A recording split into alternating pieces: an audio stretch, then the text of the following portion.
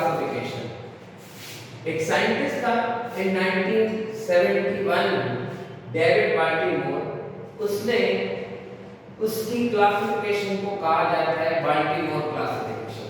इसने क्या किया, वैसे तो वायरसेस की बहुत सारी क्लासिफिकेशन कि वायरस के पास एनवेलप है कि नहीं है, किसका पैरासाइट है, बैक्टीरिया का पैरासाइट है, एनिमल का पैरासाइट है या प्लांट है, या एरिया ऑफ इन्फेक्शन उनका कैसा है, उनके हिसाब से क्लासिफिकेशन है, या उनकी मोड ऑफ ट्रांसमिशन कैसे है, किसी इंसेक्ट के थ्रू आते हैं या हवा के थ्रू आते हैं या गंदे पानी के थ्रू आते हैं या इंटेस्टाइन के थ्रू आते हैं, मतलब बहुत सारी क्लासिफिकेशन है। मगर जो मोस्ट एक्सेप्टेबल क्लासिफिकेशन है वो है बाल्टीमोर क्लासिफिकेशन। बाल्टीमोर ने क्या किया कि वायरसेस को 7 कैटेगरीज में डिवाइड किया ऑन द बेसिस ऑफ कि इनके पास जो जेनेटिक मटेरियल है वो डीएनए है कि आरएनए है।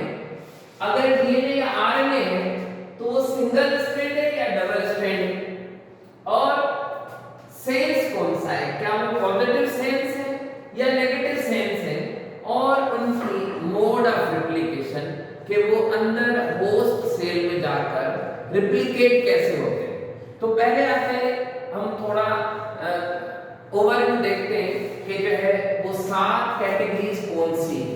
तो पहली कैटेगरी आती है कि डीएनए वायरस है मगर डबल स्ट्रैंडेड डीएनए है। आपने पढ़ा होगा कि डीएनए नॉर्मल लाइफ में तो डबल स्ट्रैंड होती है, एक दूसरे के ऊपर वाइंड होती है और हेलिकल होती है, तो वैसे ही इनकी जो डीएनए है वो डबल स्ट्रैंडेड डीएनए है, जिसे आप शॉर्ट फॉर्म में डीएस मतलब डबल स्ट्रैंडेड वायरस भी लिख सकते हैं।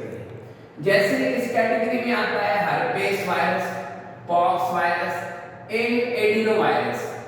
और फिर सेकंड कैटेगरी में आते हैं कि नॉर्मल लाइफ में तो डीएनए सिंगल स्ट्रैंड नहीं हो सकती, मगर वायरस का केस है कि वायरस में सिंगल स्ट्रैंड डीएनए हो सकती है, सही है ना। तो जो सिंगल स्ट्रैंड डीएनए वायरसेस हैं उन्हें आप पार्वो वायरस कहते हैं या माइल्ड रैश वायरस भी कहते हैं। रैश वायरस इस वजह से कहते हैं कि वो स्किन पर कुछ रैशेस वगैरह करते हैं, इसी वजह से उस कैटेगरी को इसमें रखा है। फिर तीसरी कैटेगरी में आते हैं डबल स्ट्रैंड आरएनए। देखिए DS double strand in RNA virus. तो वैसे तो आरएनए सिंगल स्ट्रैंड होती है, मगर वायरस के केस में कुछ अनयूजुअल कैरेक्टर्स हो सकते हैं, जैसे सिंगल स्ट्रैंड डीएनए भी हो सकती है और डबल स्ट्रैंड आरएनए भी हो सकती है, ठीक है ना। और उस कैटेगरी में आता है इसका एग्जांपल जैसे आप कहते हैं रियो वायरस या डायरिया वायरस कह सकते हैं, ठीक है ना। बाद में इसकी फुल फॉर्म में आपको बताऊंगा कि हम रियो वायरस को रियो वायरस क्यों कहते हैं।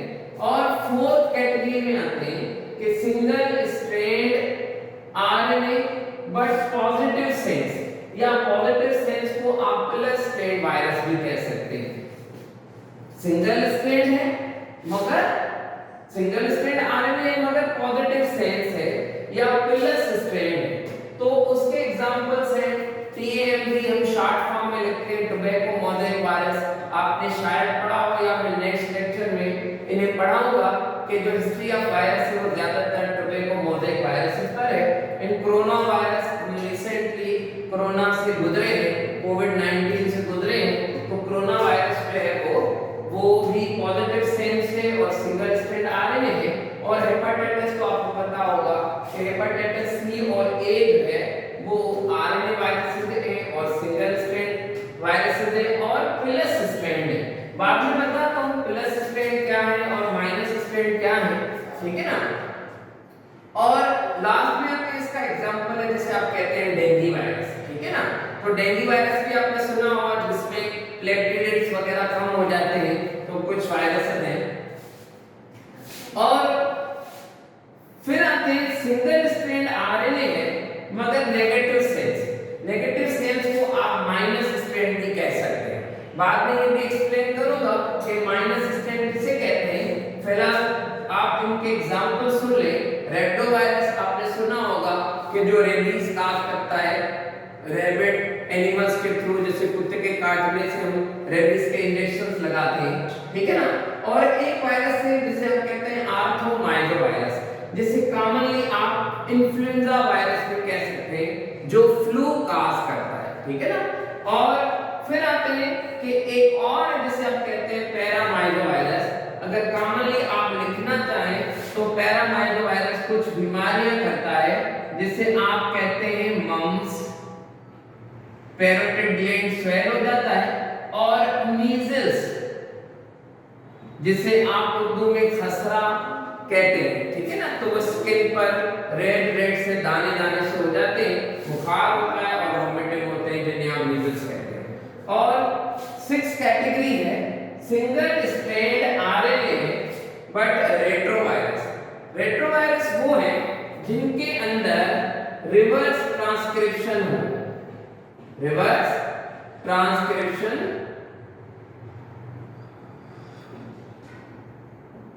होती है, ठीक है ना।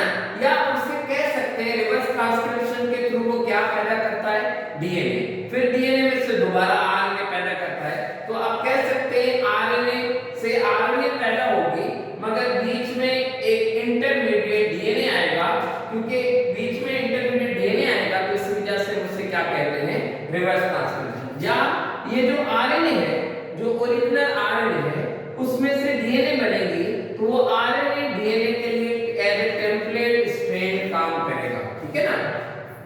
एंड लास्ट कैटेगरी है कि डबल स्ट्रैंड डीएनए है मगर ये भी रेट्रोवायरस है, मतलब इनके अंदर भी क्या होती है, रिवर्स ट्रांसक्रिप्शन, जिसे आप शॉर्ट फॉर्म में आरटी लिख सकते हैं, ठीक है ना, रिवर्स ट्रांसक्रिप्शन। अब क्योंकि ये डीएनए है तो बीच में से एक इंटरमीडिएट आरएनए आएगी, फिर आरएनए में से डीएनए बनेगी। तो इसका एग्जांपल है hepatitis B virus. Hepatitis B virus वो डीएनए वायरस है और हेपेटाइटिस ए और सी वायरस जो है वो आरएनए वायरस। इसमें आपने देखा कि कॉमनली जो भी एग्जांपल्स हैं डिफरेंट कैटेगरीज में वो आपने अभी पढ़ा। हमने पहले भी ये पढ़ा कि बाल्टीमोर में 7 कैटेगरीज जो है वो दी थी, उसके एग्जांपल्स पढ़े। आज हम पढ़ते हैं कि वो रिप्लिकेट कैसे होते हैं या वो मैसेंजर आरएनए अपनी कैसे देते हैं। देखिए तो पहली कैटेगरी थी जिसे आप कह रहे थे double strand DNA. Double strand DNA में आपने एग्जांपल्स पढ़े, उन वायरसेस में आते हैं तो डबल स्ट्रैंड डीएनए से वो डायरेक्टली मैसेंजर आरएनए दे सकते हैं। तो आपको पता है कि मैसेंजर आरएनए डायरेक्टली देने को आप क्या कहते हैं, ट्रांसक्रिप्शन। तो ये मोड ऑफ रेप्लिकेशन या अंदर कैसे अपनी साइकिल कंप्लीट कर रहे हैं वो देखना है हमें कि डीएनए डबल स्ट्रैंड डीएनए जो है वो डायरेक्टली क्या करता है, मैसेंजर आरएनए देता है through the process of transcription. जो सेकंड कैटेगरी है जो सिंगल स्ट्रैंड डीएनए जैसे पार्वोवायरस है, उसमें ये देखा गया है कि वो होस्ट के सेल के अंदर जाकर पहले अपने डीएनए को डबल स्ट्रैंड करता है, फिर उसके बाद वो ट्रांसक्राइब होता है, फिर ट्रांसक्रिप्शन करता है और मैसेंजर आरएनए देता है। फिर तीसरी कैटेगरी में आते हैं कि जो डबल स्ट्रैंड आरएनए है वो 2 आरएनए, तो एक स्ट्रैंड दूसरे स्ट्रैंड के ऑपोजिट हो, सही ना, कॉम्प्लीमेंट्री हो, तो वो भी किसी एक स्ट्रैंड में से डायरेक्टली मैसेंजर आरएनए दे सकते हैं। बट बात ये होती है कि ये आरएनए है और ये भी आरएनए, तो जब आरएनए में से आरएनए बने तो आप उसे कहते हैं क्या, रेप्लिकेशन, ठीक है ना। आप क्या कहते हैं, रेप्लिकेशन। फिर आते हैं, आपको पता है डीएनए डबल स्ट्रैंड डीएनए में हमने एक रियो वायरस पढ़ा था। फिर चौथी कैटेगरी में आते हैं सिंगल स्ट्रैंड आरएनए तो है, सिंगल स्ट्रैंड आरएनए तो है मगर पॉजिटिव सेंस में आपको बाद में बताता हूं। बट ये पॉजिटिव सेंस जो आरएनए है पहले ये आरएनए देगा मगर उसे वो पॉजिटिव सेंस के क्या होगी, अपोजिट होगी, तो वो जो होगी वो नेगेटिव सेंस होगी। ऐसे समझिए, पॉजिटिव सेंस के अपोजिट में क्या होना चाहिए, नेगेटिव सेंस। फिर उस नेगेटिव सेंस में से मैसेंजर आरएनए, ठीक है ना। अब फोर्थ वन कैटेगरी में आते हैं, देखिए यहां पर आप आएंगे तो नेगेटिव सेंस एमआरएनए दे रहे क्योंकि ये पॉजिटिव सेंस से बनी है। और ये जो वायरस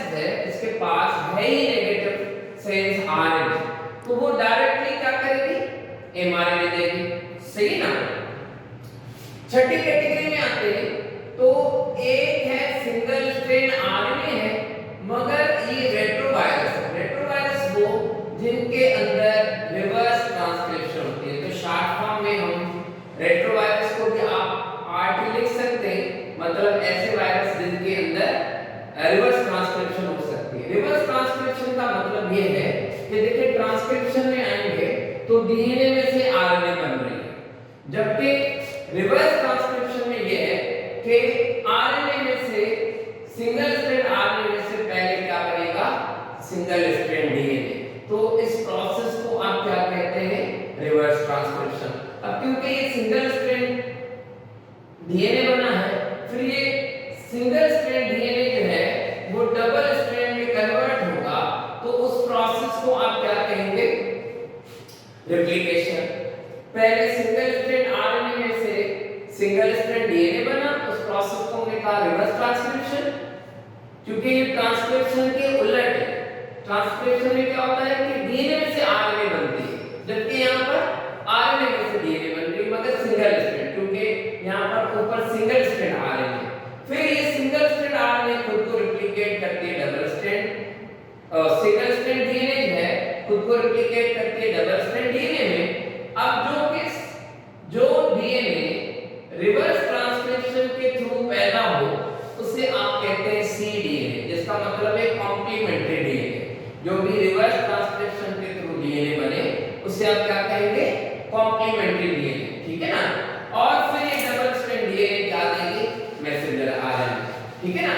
अब ये जो वायरसेस हैं होस्ट में जाकर होस्ट के एंजाइम्स को यूज करते हैं नॉर्मली, बट रिवर्स ट्रांसक्रिप्शन के लिए इनके पास एक अपनी एंजाइम होती है जिसे आप कहते हैं रिवर्स ट्रांसक्रिप्टेज, ठीक है ना।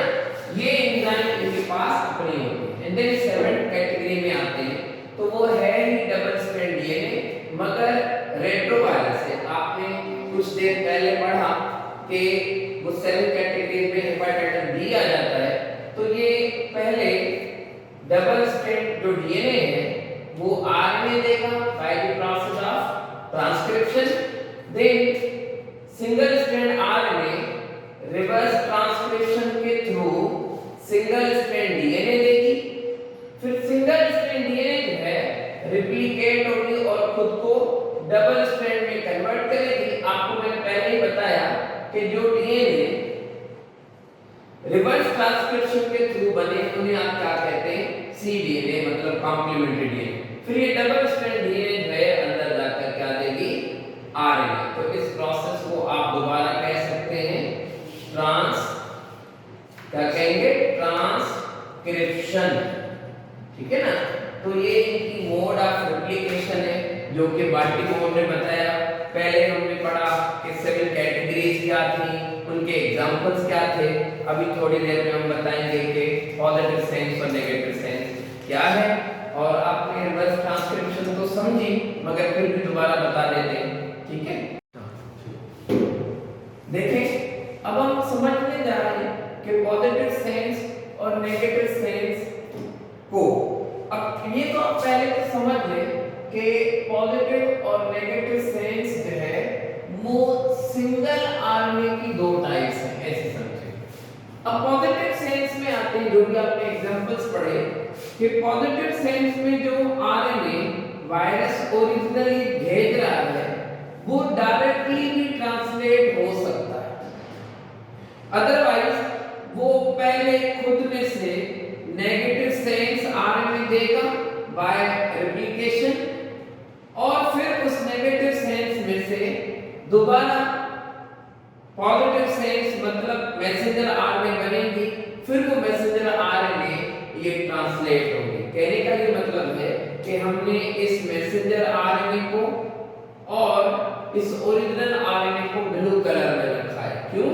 क्योंकि देखें कि जो ओरिजिनल आरएनए वो भी खुद डायरेक्टली ट्रांसलेट हो रही है और प्रोटीन दे रही है, वरना वो क्या कर रही है कि अपने में से एक अपोजिट आरएनए दे रही है, कॉम्प्लीमेंट्री आरएनए, फिर उस अपोजिट आरएनए में से दोबारा अपोजिट आरएनए बन रही है।